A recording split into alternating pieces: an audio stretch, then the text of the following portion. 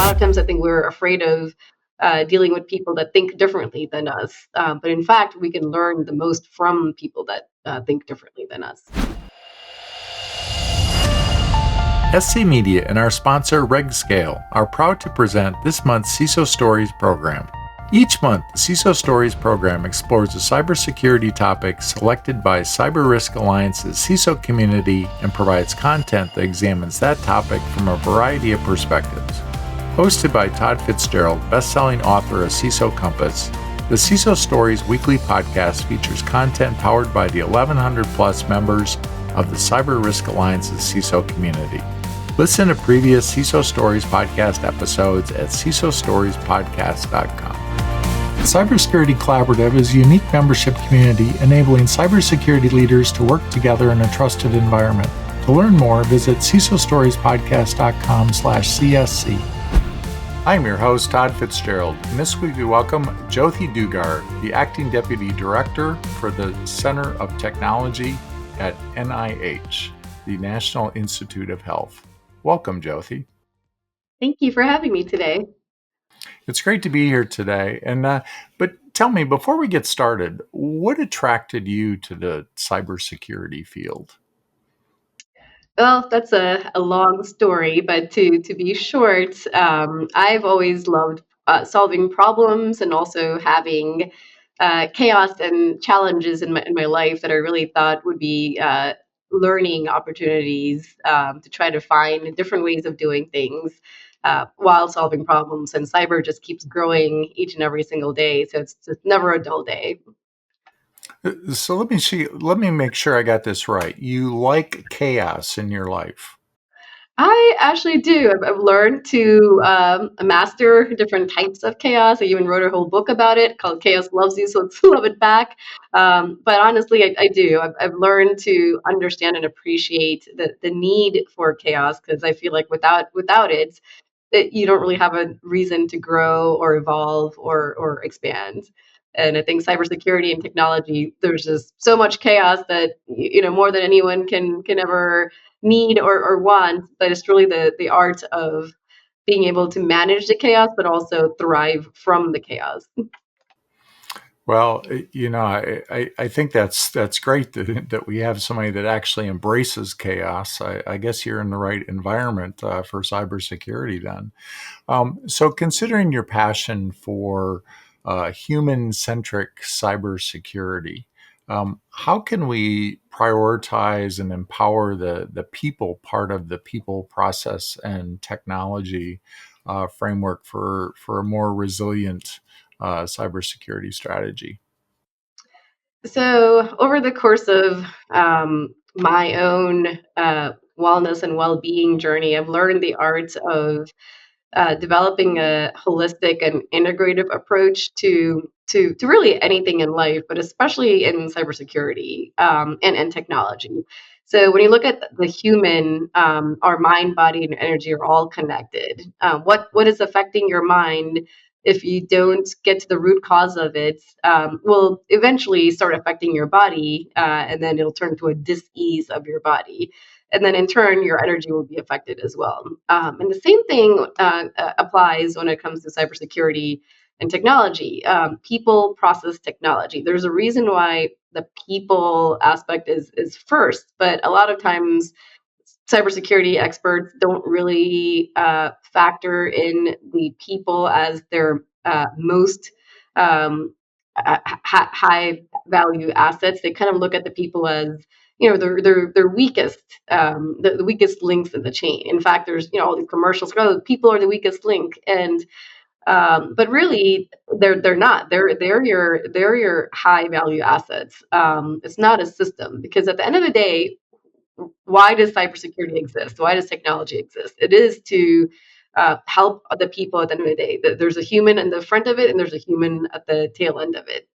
So why not empower our people by education, awareness, but also helping identifying all the stakeholders in your organization, and letting them know what their role is in cybersecurity? Because I think gone are the days where it's just the CISO shop or the security team that's responsible for the security of an organization. Now cybersecurity has to become everyone's roles, but it's going to be the cybersecurity leaders role and importance of that role to really reach out to all of your stakeholders and help them understand the role that they play in cybersecurity.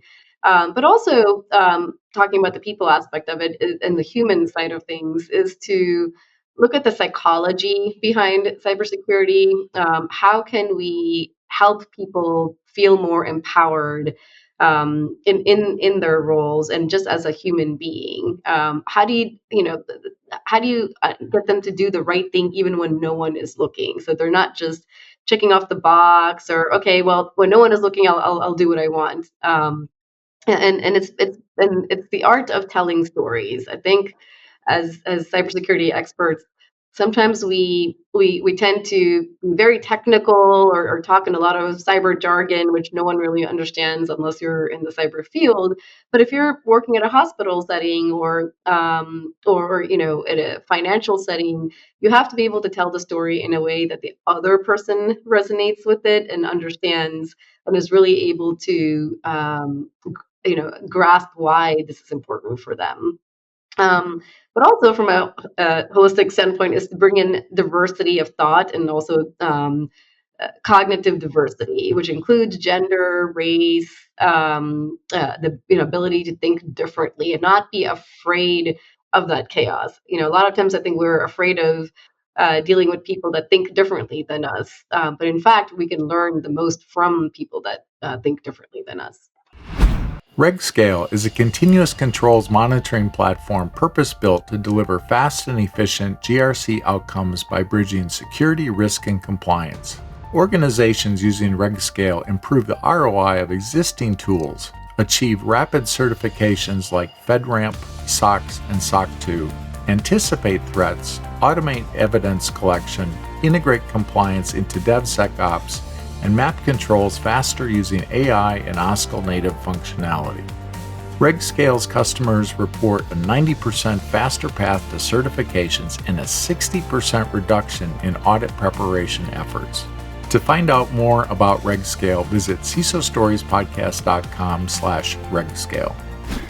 I like where you started us off here with talking about the holistic idea of this, that one part of the body affects the other part of the body, and recently I had injured my hamstring. I'd like to say I was pulling 13 nuns out of a burning building, but it was nothing like that. I was hauling some luggage across some cobblestone streets at a conference for 40 minutes, and I stretched my hamstring. And I've been going through physical therapy, and I think something that was very fascinating to me, because I've never really gone through something like this before, is that they're working all kinds of different muscles. It's not just my hamstring. They're looking at the back, they're looking at the calves, and they're in the hips. And because when one muscle is injured, you tend to put pressure on other parts of the body. And looking at this in with cybersecurity, it's like we have this whole body, and when one part is weak, we end up putting strain on those other parts of the body, don't we? Absolutely, absolutely. And you touched on a very important point where other than cybersecurity, I'm also a holistic wellness coach and practitioner. And I got into that field because of a similar or maybe more of a life-threatening journey. Like I was given 6 weeks to live after my third child was born, basically due to the mistakes of an OB.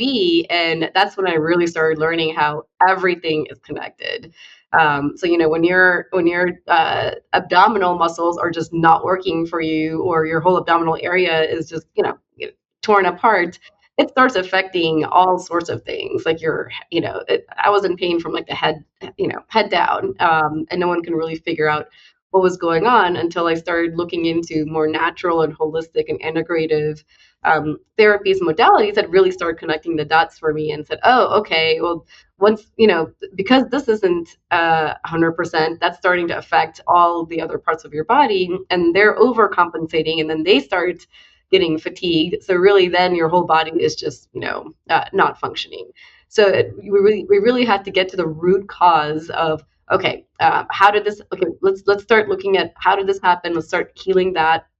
It doesn't really matter why it happened, because there might not be a good reason as to why, but getting to the how did it happen and really start peeling off all the layers of the onion and fixing that root cause, which then starts helping the other parts of the body also function well, was the key to me recovering and getting out of that life or death mode. And I think bringing that back to cybersecurity, a lot of times we tend to put band-aid fixes on security incidents or cyber breaches, where something happens and then we go into this fight, flight, or freeze mode. Where okay, we got to just let's just throw something at it, throw a person at it, throw a tool at it, throw some money at it, and let's just stop the bleeding.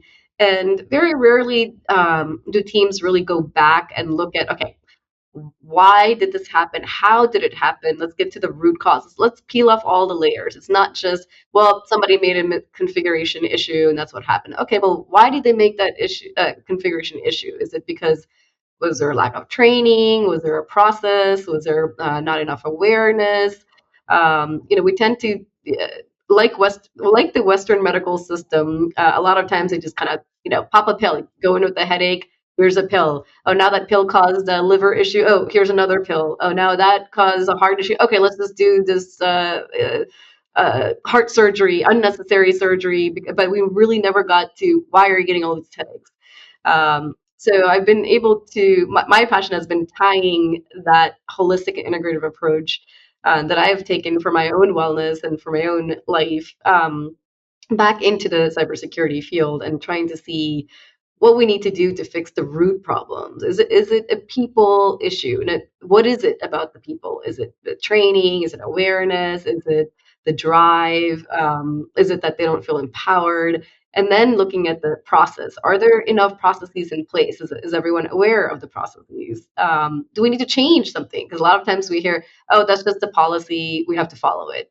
Well, does the policy need to be changed? Has anyone looked at the policy in the last few years? And then looking at technology as like the last piece of it. How does the technology fit into the organization? Do we have too much technology that kind of does the same things? A lot of times, we have so many different security tools that all kind of do something similar, but maybe slightly different. Do we really need 10 tools doing the same kind of Mm-hmm. thing? It's what I call in the CISO Compass book. I talk about different strategies, how to build your strategy, and one of those is throw the softball in the bushel basket approach. When you went to the fair when you were a kid and you throw a softball in the bushel basket, and if they stayed in, then you got the big stuffy animal up top. Well, the ball's always bounced out, right? And it's what we do with tools. We apply more and more tools to things, but we really don't look at things holistically. Now you mentioned empowerment, and I like that. I was trained early on. I worked for an airline, and I remember the early days. We had this. The strategy was we need to align to the vision, and then we need to empower our employees to act on that. So how do you do this in cybersecurity? How do you, as leaders, actually empower your employees, and what does that look like in a cybersecurity context?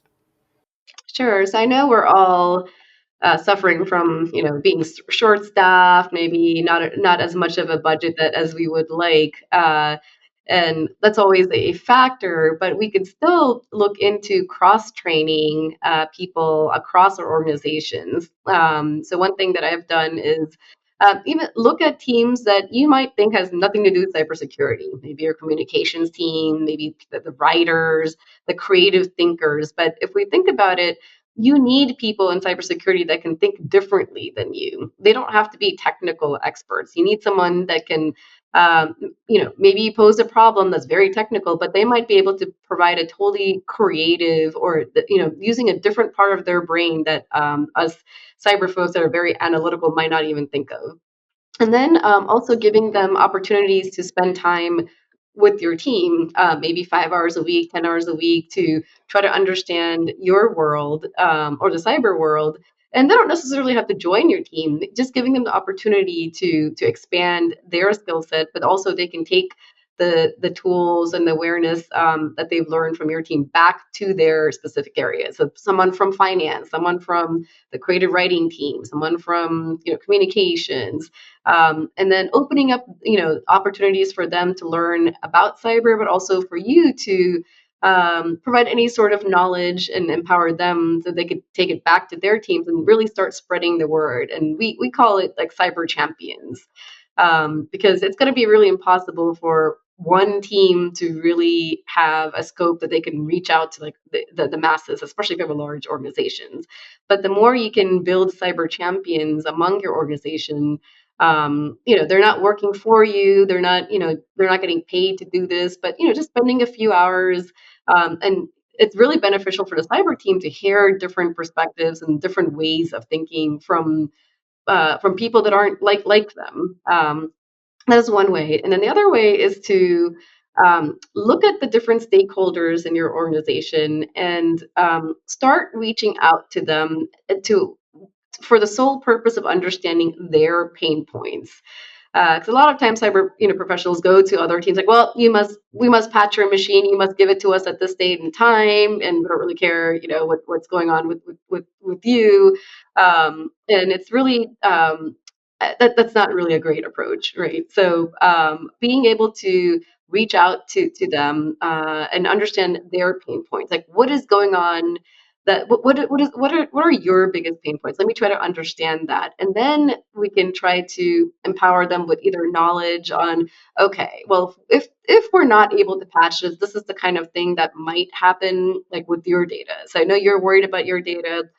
A lot of times the availability side of the CIA pyramid, the confidentiality, integrity, availability, the availability piece often gets missed in cybersecurity. So you might have people tell you that, well, we need our systems available 24/7, therefore we don't have time to patch these because they need to be available. But availability is part of cybersecurity, and I think oftentimes that goes missed. So being able to speak the language of the person you're trying to speak to, and understanding their pain points, and how do we put things in a way that they would feel would be crucial. Oh, okay. So are you saying that if we don't patch this, and this is a simple example, if we don't patch this, then the system could be taken down because we're running off of a lower version that is easily hackable, and therefore the system won't be available. Oh, okay. Okay, that actually fits better with me. So, My so, view. so, so how do you measure that these security champions and doing all this work that you're actually getting a return on it?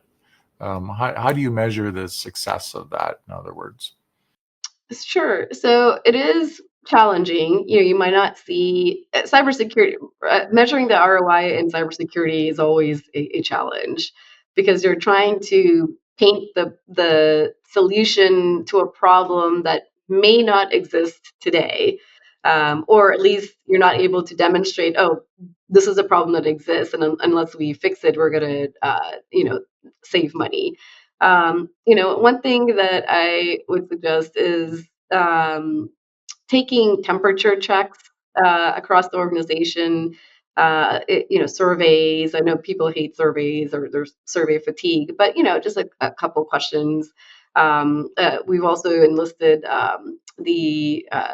what is it, the NPS scores, where you can kind of gauge what is the general view on the security team, or different teams. You can do it across your organization, and seeing, like, have you moved the needle? Is there more of a positive mindset when it comes to cybersecurity team, or do people still feel like they're they're just the naysayers, or they're just the block. They just like to block what we're where we're trying to go. I think we've noticed the culture has changed after we started doing a lot of these types of activities, because just based on polls and surveys, any sort of metrics. And like you said, it is hard to come up with the metrics, but I think it's good to have a couple metrics that you can try to measure. Uh, let's say for phishing campaigns, how many people click on these links in your phishing campaigns, and has that number gone down? What sort of education have you done with the folks that are consistently clicking on links? Have you reached out to them personally, and do they need any sort of training, additional training, and using simple measures like that to start with? Hmm. I actually saw something the other day that was something I've heard of this sort of thing before, but when you're presenting those statistics of phishing, we all tend to report on what percentage clicked, and we try to get those numbers down. And we actually should be flipping those numbers around and turning it into how many non-clickers did we have, because that actually shows a much bigger number, right? 90%, 80%, whatever. And because companies want to see those reports of market share. You don't want to see your market share going down, right? You want to see your market share going in high Absolutely. numbers. And I thought that was a really interesting perspective on that.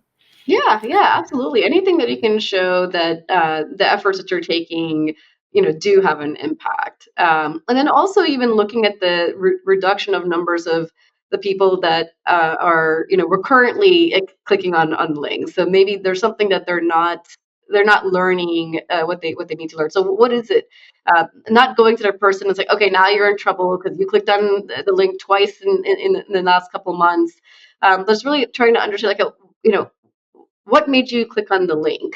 What is it that maybe we can do better at providing more awareness? And a lot of times it just becomes a question of, well, I was in a hurry and something else was happening in my life that was, correlated to the particular email. Like I was expecting something in FedEx, and then I got this email that looked like FedEx was saying they lost a package, but it was really important. So a lot of times there's a personal story there, and it's just kind of going to that person and understanding, okay, we understand, but let's just remind, pay attention to look at the last, it's a .com, not a .gov.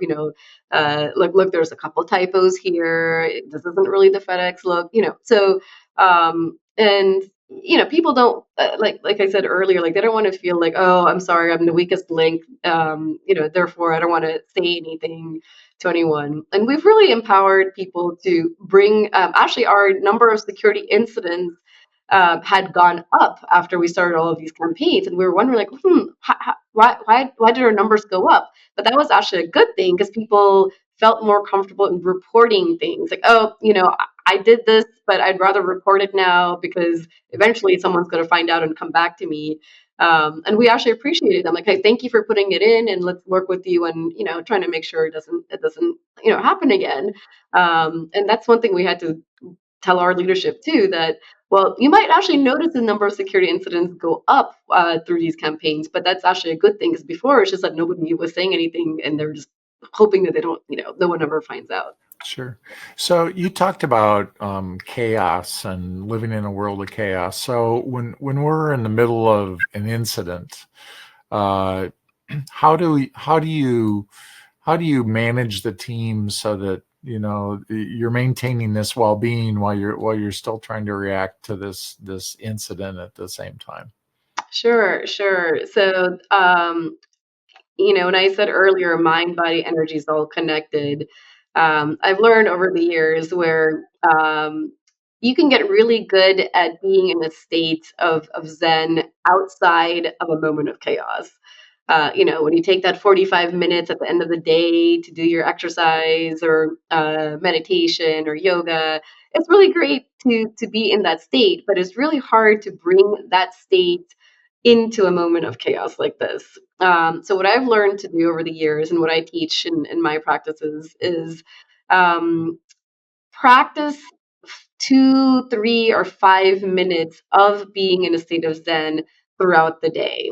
So take a couple minutes every hour, maybe in between meetings, and just focus on a mind exercise, a body exercise, or an energetic exercise. So, which means just take a 2 minute walk, or just get up from your computer and just stare at the window, or just close your eyes and do a couple of like breathing exercises, like take some deep breaths. And if you do that throughout the day, you'll start noticing that your energy gets rejuvenated throughout the day. So when a crisis hits, or some sort of chaos, whether it's in your home life or whether it's in your work situation, you're able to then. I would first say take a pause before you jump at the situation. Take that 2 minutes to do your mind, body, or energy exercises, and then get to that zen state and then focus on the chaos. And if you feel like in the middle of solving the problem, you're going back into a state of chaos in your own mind, take another pause. It's okay to take pauses while you're still trying to charge ahead. And I think a lot of us feel like, oh, but we're wasting time. I can't tell my team like I need a break. But the more you can start teaching your teams ahead of time, like this is how we're going to function. Okay, everyone is going a little crazy here. Everyone needs to take a 2 minute or 3 minute or 5 minute break right now and just recharge your mind, and then we'll come back together, and you're going to make better decisions because you're Would not. would you Sorry, would you as a leader, I mean, if you're in that war room situation, everybody's running around and stuff, uh, would you say, hey, we need to take a pause here? You've all been working way too hard. Let's pause for 5 minutes. Would they look at you with funny eyes uh, if you said that, or is there a different approach to that?